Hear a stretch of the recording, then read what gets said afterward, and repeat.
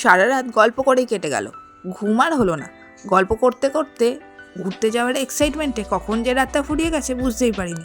4টে বাজার আগেই বিছনা ছেড়ে উঠে গেলাম। উঠে গিয়েই রেডি হয়ে চটপট গাড়ি বুক করে ফেললাম। ঈদের রাত, অন্য সময় হলে এই সময় ঘুমই ভাঙতো না। আর এই ঘুরতে যাওয়ার এক্সাইটমেন্টটা দেখো, রাত্রিরে ঘুমাতেই পারিনি। উঠে দেখি চারিদিক শুনশান, রাস্তায় একটা কুকুর পর্যন্ত নেই, এতটাই ফাঁকা। গাড়ি বুক করেছিলাম, গাড়িটাও চলে এলো, আমরা উঠে পড়লাম গাড়িতে। গাড়ি নিয়ে পৌঁছে গেলাম হাওড়া স্টেশন। হাওড়া স্টেশনের পরিবেশটা দেখলে মনেই হয় না যে এত ভোরবেলায় এসেছি। চারিদিকে এত লোকজন, সবাই আমাদের মতোই ঘুরতে যাচ্ছে, নয়তো কোনো কাজে যাচ্ছে। ব্যাস, ট্রেনে উঠে পড়লাম। আমাদের ডেস্টিনেশন দীঘা। ভ্রমণ শুরু হলো। ট্রেনে বসে চা ঝালমুড়ি খেতে খেতে আর চারিদিকের পরিবেশ দেখতে দেখতে পৌঁছে গেলাম দীঘা স্টেশনে। ট্রেন থেকে নামার হুড়ুমুড়ি, ব্যাস নেমে গেছি, চলে এলাম দীঘা। দীঘা স্টেশন থেকেই জগন্নাথ মন্দিরটা দেখা যাচ্ছে। দীঘায় নেমে কী করলাম বড় ব্লগে শেয়ার করব, তার জন্য কিন্তু আমার বড় ব্লগটা দেখতে হবে।